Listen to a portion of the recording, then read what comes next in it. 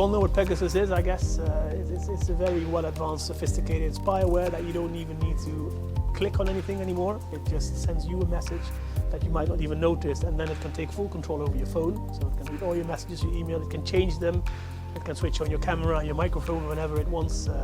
Very, very intrusive in terms of privacy. Should only be used in very specific cases with terrorism or really serious crime.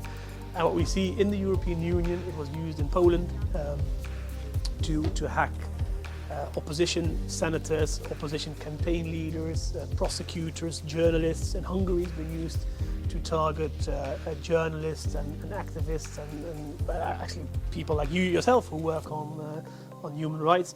In Spain, there's been reporting on it being used both on Catalan politicians, but also on the Prime Minister himself and the Minister of Defense. This is what we're investigating. We're investigating the technical background of it. We're investigating the political, legal framework in the European Union, and then what we can change. Well, what my main concern is at the moment is that a European army is, if it ever would happen, it's going to be a thing of the future. And the debate about a European army really sort of pollutes the decision-making process on that, because there is like a million things the European Union can do better in terms of defense before talking about a European army. I mean, together, the 27 member states of the European Union have the second largest defense budget of the world.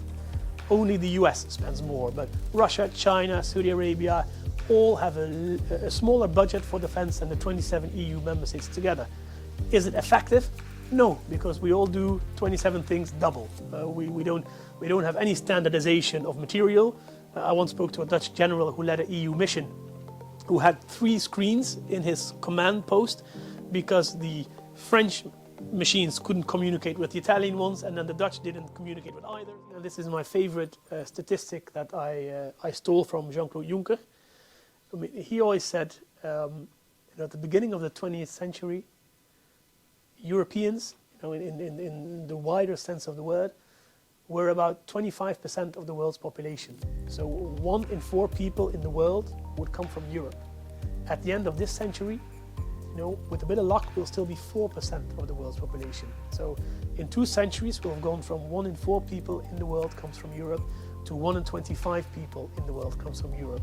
Now, if we really believe, as the Netherlands or as the UK has done so sadly, that as a small part of this 4% of the world, you are better in position to compete and to provide this prosperity and the security that you want to provide for your own citizens as an isolated country, I think you're gravely mistaken.